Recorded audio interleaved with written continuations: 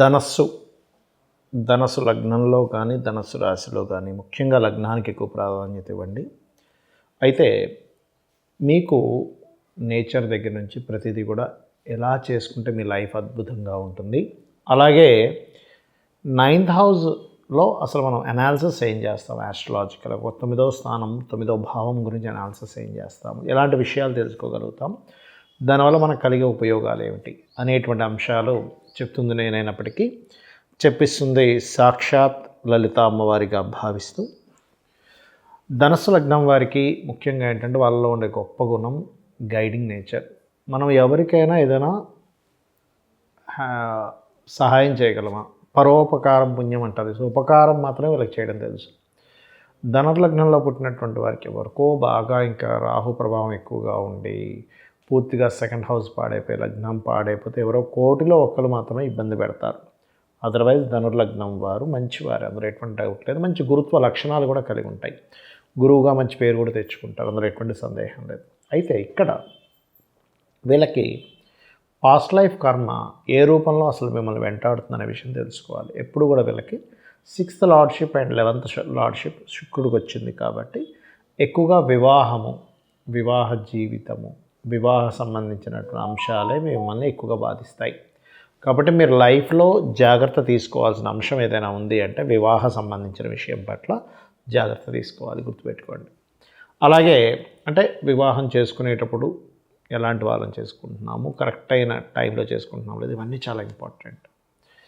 కొద్దిగా ఈ ధన విషయంలో ఎక్కువగా వెంకటేశ్వర స్వామిని ఆరాధన చేసుకుంటే మంచిది. వీళ్ళ లైఫ్ మొత్తం కూడా లక్ష్మీ నరసింహస్వామి లైఫ్లో హెల్త్ ఇష్యూస్ని తగ్గించడం అన్ని విషయాల్లో బాగా ఆ ఎనర్జీ బాగా పనిచేస్తుంది మీకు చెప్పాలంటే.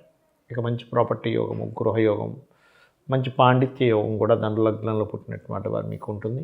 కాకపోతే మీరు ఎప్పుడూ కూడా జీవిత భాగస్వామితో ఎంత కమ్యూనికేటివ్గా ఉంటే అంత బాగుంటుంది లైఫ్ అనేది. అంటే నాలెడ్జ్ షేరింగ్ ఇట్లా ఉండాలి. కాకపోతే కెరియర్ సెటిల్మెంట్ అయ్యే విషయంలో మీరు కూడా కొంత ఇబ్బంది పడుతూ ఉంటారు ఉద్యోగం విషయంలో.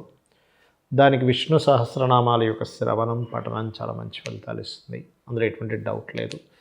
మీకేంటంటే విదేశాలకు వెళ్ళాలనుకుంటే కనుక ఆఫ్టర్ సంతానం కలిగిన తర్వాత నుంచి ఎక్కువగా ఆ విదేశీ యోగాలు బాగా కనెక్ట్ అవుతాయి. మీరు ఎంత కమ్యూనికేషన్ స్కిల్స్ పెంచుకుంటూ ఉంటే, కమ్యూనికేషన్ స్కిల్సే మీ యొక్క ధనయోగాన్ని నిర్ధారిస్తాయి. సో ఎంత బాగా కమ్యూనికేషన్ స్కిల్స్ పెంచుకుంటూ ఉంటే అంత ఫినాన్షియల్గా గ్రో అవుతూ ఉంటారు, గుర్తుపెట్టుకోండి. అలాగే ఎక్కువగా మెడిటేషన్ చేస్తుంటారు. 8th లార్డ్షిప్ చంద్రుడికి వచ్చింది కాబట్టి. అయితే ఇక్కడ మీ యొక్క జీవితంలో మీరు శుక్రవారాలు పొరపాటును కూడా ఎటువంటి డెసిషన్స్ తీసుకోకండి. దాంతోపాటు మీ లగ్నం నుంచి ఏ ప్లానెట్ పాడైందో అది కూడా చూసుకోండి ఫస్ట్ ఆఫ్ ఆల్. ఎందుకంటే పూర్వజన్మ కర్మ నిర్ధారించేటువంటి గ్రహం శుక్రుడు కాబట్టి. రైట్, ఇక 9th హౌస్లో అసలు ఏముంటాయి తెలుసుకుందాం. 9వ స్థానంలో ఉండేటువంటి విషయాలు అయితే ఈ విషయాలు చెప్తుంది నేనైనప్పటికీ చెప్పిస్తుంది సాక్షాత్ లలిత అమ్మవారిగా భావిస్తూ. 9వ స్థానంలో ఉండేటువంటి విషయాలు ఏముంటాయి అంటే 9th హౌస్ అంటేనే మనకి దేవీ దేవత అంటే భగవత్ అనుగ్రహము, తండ్రి, లాంగ్ జర్నీస్, బ్యాంక్ బ్యాలెన్స్. అలాగే మరొక ముఖ్యమైనటువంటి అంశం ఏమిటి అంటే ఈ యొక్క 9వ స్థానాన్ని బట్టి మీకు వచ్చేటువంటి గురువు అంటే ఎలాంటి గురువులు మీకు వస్తారు, ఆ గురువుల నుంచి వచ్చేటువంటి సపోర్ట్ ఏమిటి, తండ్రి నుంచి వచ్చేటువంటి సపోర్ట్ ఏమిటి, ఇవన్నీ కూడా తెలుస్తాయి. అంటే 9వ అధిపతి కనుక పాడైతే తండ్రి నుంచి సరిగ్గా సఖ్యత లేకపోవడము, అలాగే గురువుల నుంచి సరైనటువంటి సపోర్ట్ లేకపోవడం, గురువులతో ఎప్పుడు ఏదో ఇబ్బంది రావడం, కాలేజెస్ స్కూల్స్కి వెళ్ళాలంటే ఏదో ఒక కొన్ని పరిస్థితుల వల్ల ఇబ్బంది రావడం జరుగుతూ ఉంటుంది. 9వ స్థానాన్ని భాగ్యస్థానము అంటారు. 9వ స్థానం కొంతమందికి ఓవర్ యాక్టివ్ అయిపోయి 7th హౌస్ పాడైతే వాళ్ళకి 2nd మ్యారేజ్కి కూడా దారితీస్తూ ఉంటుంది. అయితే 9వ స్థానం బాగా మీకు స్ట్రాంగ్గా ఉండాలి అంటే ఎవరైనా కానీ వాళ్ళ 9th లార్డ్కి సంబంధించిన 9th లార్డ్ యొక్క అధిష్టాన దేవతని పూజ చేసుకోవడం. దీనివల్ల ఏంటంటే బ్యాంక్ బ్యాలెన్స్ ఉంటుంది. చాలామంది చూడండి బ్యాంక్ బ్యాలెన్స్ ఉండట్లేదు, చాలా ఇబ్బంది పడుతున్నాము, రూపాయి డబ్బులు లేవంటూ ఉంటారు. Because of 9th house is most important, గుర్తుపెట్టుకోండి. అది మీ యొక్క ధనం నిలబడే తత్వాన్ని కూడా ఇస్తుంది.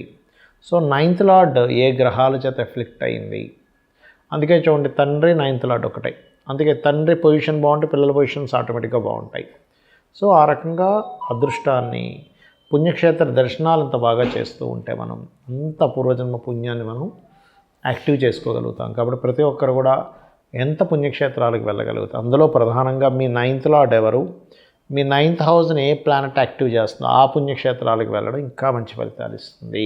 చాలామంది జాతకం చూపించుకోవడము, జాతక చక్రం గురించి తెలుసుకోవడం అంటే కేవలం దోషాలు ఇవి మాత్రమే అనుకుంటారు. నాకు చాలామంది కూడా జాతకం చూపించుకున్నప్పుడు అడుగుతుంటారు, ఏమండి నాకేమైనా దోషం ఉందా? ఎస్, అది కూడా వన్ ఆఫ్ ది పార్ట్. కానీ కేవలం దోషాల గురించి మాత్రమే తెలుసుకోవడం జాతకం కాదు, గుర్తుపెట్టుకోండి. అంటే అలాగా ఇప్పుడు మనకి ఏలినాటి శని నడుస్తుందా అండి, ఏలినాటి శని వల్ల ఏంటి ఇబ్బంది ఉంటుంది, అర్ధాష్టమ శని వల్ల ఏమిటి, అష్టమ శని వల్ల ఏమిటి? ఎస్, దాని ప్రభావం కొంత ఉంటుంది, ఉండదని నేను చెప్పట్లే. కానీ అది మాత్రమే జీవితం కాదు, గుర్తుపెట్టుకోండి.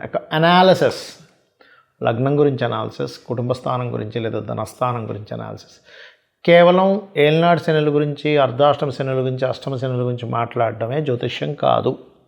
కేవలం మీకు పలానా ఏమంటారు బాలారిష్ట దోషాలు ఉన్నాయి, చిన్నప్పుడు చాలామంది ఏమనుకుంటారంటే చిన్నప్పుడు ఉన్న బాలారిష్ట దోషాలు నీకు పెద్ద కూడా నాకు ఎటువంటి శాంతులు జరిపించలేదు కాబట్టి నా జీవితం ఇలా ఉందనుకుంటారు. కాదు, ఇట్స్ వెరీ క్లియర్.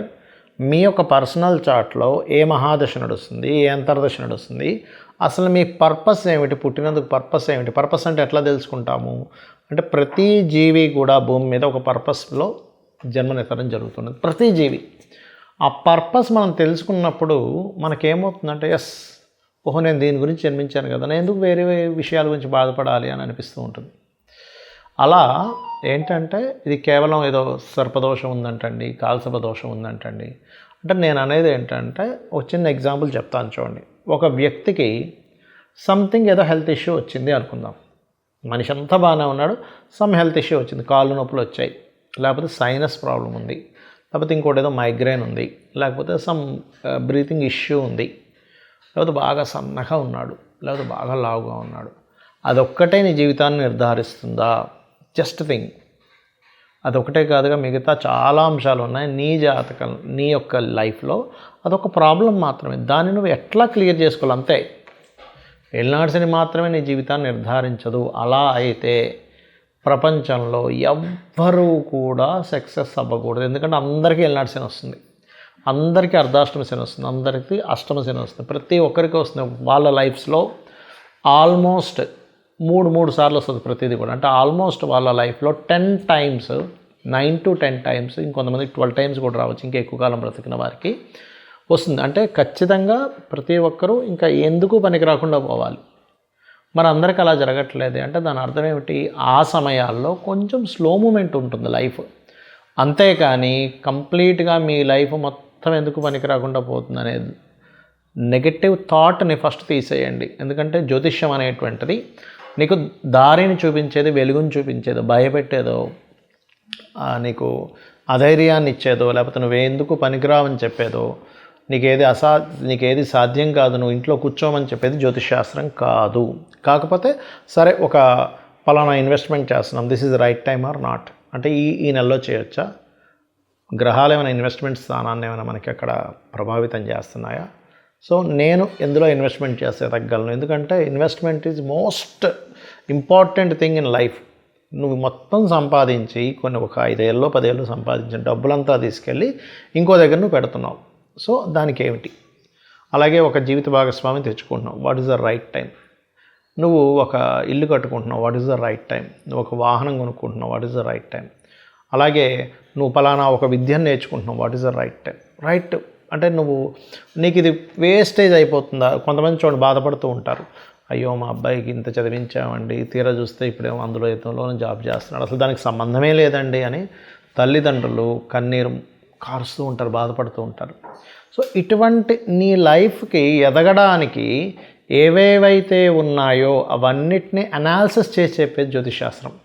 ఏలినాటి శని ఉంది, నాకేమీ పనికిరాదు, అమ్మో నాకు సర్పదోషం ఉందన్నారు, నాకు ఏది కలిసి రావట్లేదు, అమ్మో నాకు పలానా అయితే అన్నారు. కాదు, నువ్వు ఒక ప్రాపర్టీ మీ యాన్సిస్టర్స్ ప్రాపర్టీ క్యారీ చేసేటప్పుడు దాన్ని యాజ్ ఇట్ ఈస్గా నువ్వు అనుభవిస్తే బాగుంటుందా, లేకపోతే దాన్ని అమ్మేసి ఇంకోటి కొనుక్కుంటే బాగుంటుందా?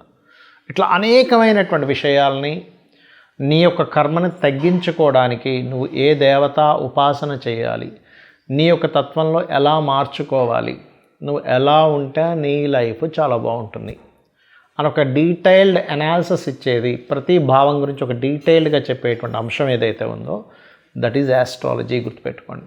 అంతేగాని ఏదో నాకెందుకు పనికిరాదు, నా జీవితం ఇంతే అని మాట్లాడుకోవడానికి అస్సలు ఆస్ట్రాలజీ కాదు. ఇందులో 2 రకాలు ఉంటాయి. ముండైన ఆస్ట్రాలజీ అంటే ఏంటి, ఈ 2026లో ఎట్లా ఉన్నాయి గ్రహాలు, ఇందులో గోచార గ్రహాలు ఏమిటి అంటే, గోచార గ్రహాలు మనకు చెప్పుకుంటూ ఉంటాము.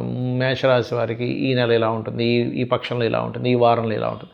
అవన్నీ బయట ఉండేటువంటి గ్రహాల యొక్క ప్రభావం ప్రపంచం మీద, మనుషుల మీద, సర్వ జీవరాశుల మీద ఎలా పడుతుందని చెప్పేది మాత్రమే అది. అంతేగాని అదే పూర్తి జీవితం కాదు. ఇది బాగా అర్థం చేసుకోండి. చిన్న చిన్న దోషాలు ఉన్నాయి, దోషమే మీ జీవితం కాదు. ఆ దోషాలని చిన్న మంత్రంతో, ఇది కలియుగం కాబట్టి ఈ కలియుగం పరంగా మీరు చిన్న చిన్న దానాలు, చిన్న చిన్న మంత్రాలు చేసుకుంటూ, చిన్న నామస్మరణ చేత, కేవలం నామస్మరణ చేత మీ జీవితాన్ని అద్భుతంగా మార్చుకోవచ్చు. గుర్తుపెట్టుకోండి. కాబట్టి మనందరం కూడా ఆ అమ్మవారిని ప్రార్థిద్దాం. అమ్మ, నేను తెలుసో తెలియకో పూర్వజన్మల్లో ఒక అజ్ఞానంలో కర్మ చేసి ఉంటాను, నీ పాదాలు పట్టుకుంటున్నాను, నన్ను నువ్వు గట్టెక్కించు అని అమ్మని కనుక మనస్ఫూర్తిగా కనుక మీరు చేయగలిగితే ప్రార్థన, ఖచ్చితంగా అమ్మవారు మిమ్మల్ని చూసుకుంటుంది. శ్రీమాత్రే నమః.